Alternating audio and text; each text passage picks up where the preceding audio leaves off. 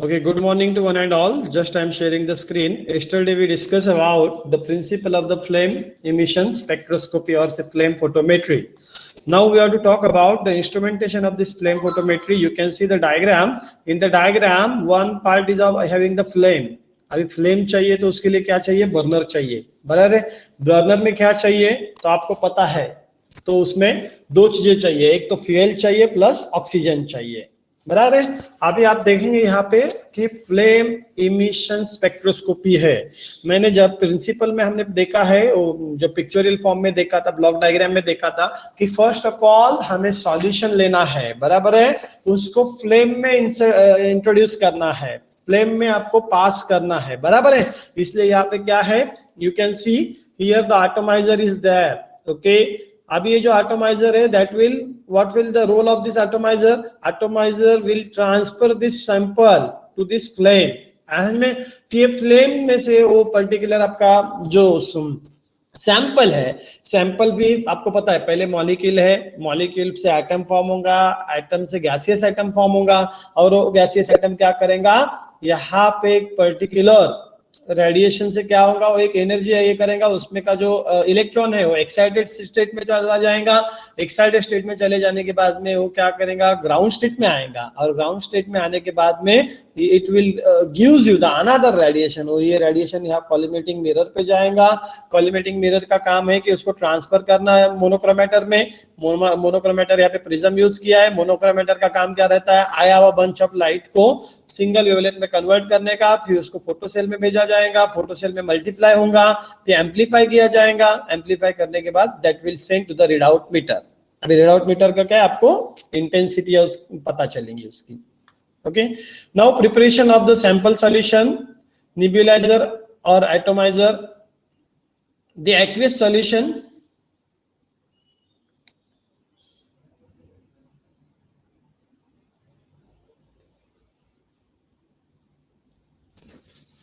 Is required. अभी इसके लिए क्या है कि आपको एक्वियस सॉल्यूशन चाहिए. Without aqueous solution you can't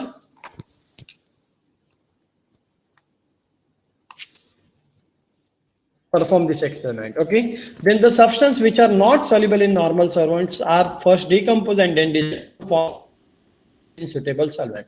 The sample solution is converted into the fine droplets. उसे क्या कहते हैं, mist और aerosol. ये ध्यान में रखना है. This will come for the MCQ purpose. This process as nebulization. The atomization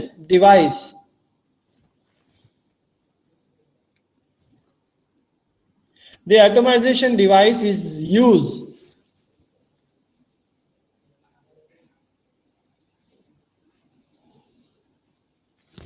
This atomization device used in flame photometry consists of the nebulizer, और से atomizer भी कहते हैं. Nebulizer को क्या कहते हैं, atomizer, and burner. The nebulizer converts sample solution into the mist or fine droplets, which is then introduced into the flame produced by the burner.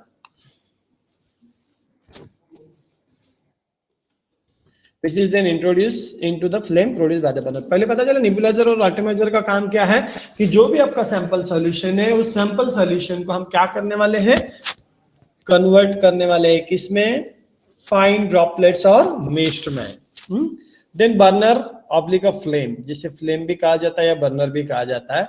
For APS the temperature of the flame required is about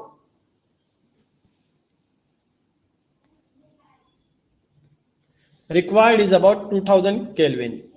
The flame is produced in the burner by burning fuel gas. अभी fuel gas कौन से ये भी MCQ में आता है, acetylene, propane और hydrogen in an oxidant gas, air, nitrous oxide और oxygen diluted with the nitrogen और argon.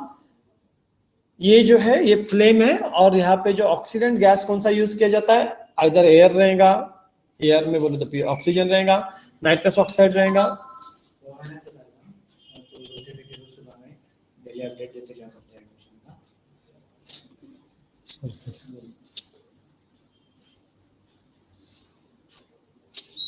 Okay, then burners are of the two types.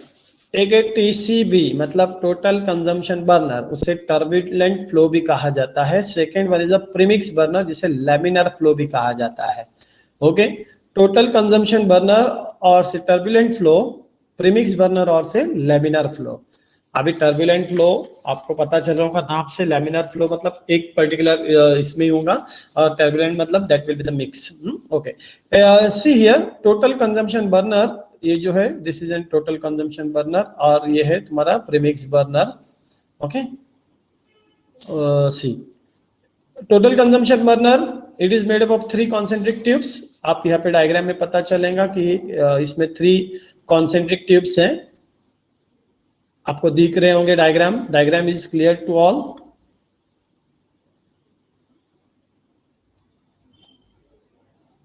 Okay, then the central tube is fine capillary, ये जो है this is fine capillary. The sample solution is carried up by this tube directly into the flame. The fuel gas and the oxygen gas are sent to the burner head separately and they mix only at the tip of the burner. देखो यहाँ से fuel gas जा रहा है एक से, इसमें से दूसरे, इसमें से ऑक्सीजन जा रहा है, और यहाँ टिप पे आके सब मिक्स हो रहा है। Okay, it is simple to manufacture and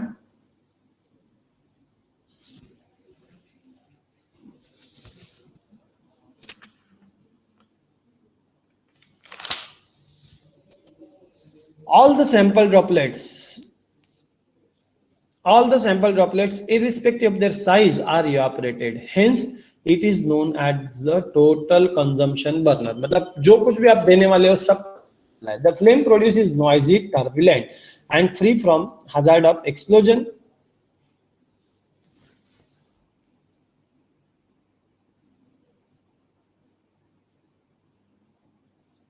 small in cross section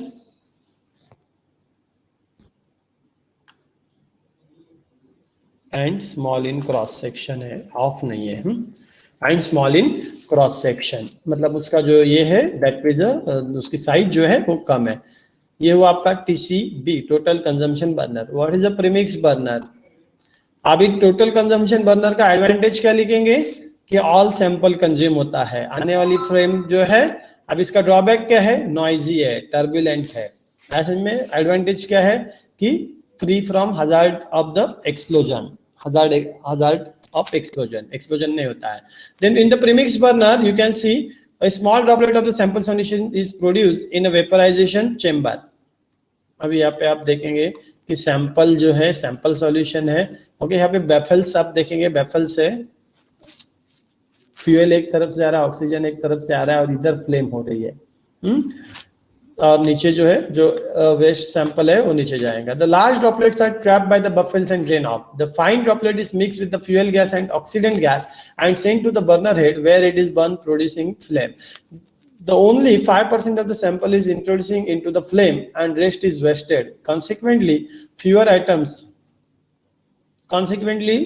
the fewer items are excited, which leads to emission intensity. This lowers the sensitivity of the estimation.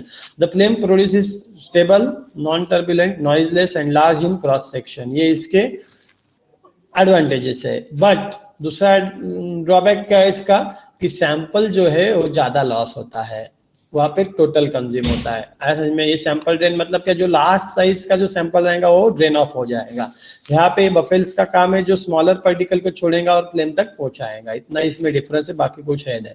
Mirror, light coming from the flame is reflected by the concave mirror placed behind the burner. The reflected beam is then sent into the monochromator. Then monochromator allows the radiation characteristics of the element to pass through, but it will absorb all other wavelengths. When the monochromator rotated, different wavelengths are focused one by one on the photocell.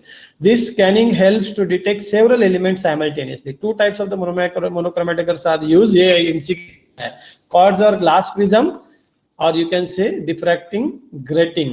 ऐसे में detector, photocell है, detector और photocell. The beam from the monochromator falls on the photocathode of the photocell. Photocell मैंने अभी दिखाया था उस दिन, PMT हमने फिजिकल के केस में देखे थे। The resulting electric current is amplifier and sense to the reader. Photo multiplier tape is used as a detector of photocell. Magnitude of electric current produced is directly proportional to the concentration of emitting element. Concentration of read out meter का काम क्या है? The amount of absorption depends on number of absorbing items present in the flame. The output from the photo cell is measured by suitable galvanometer. The emission spectrum of the element as recorded in the spectrometer consists of the characteristics emission lines of the elements. Okay, this is a whole about the instrumentation of the flame photometry.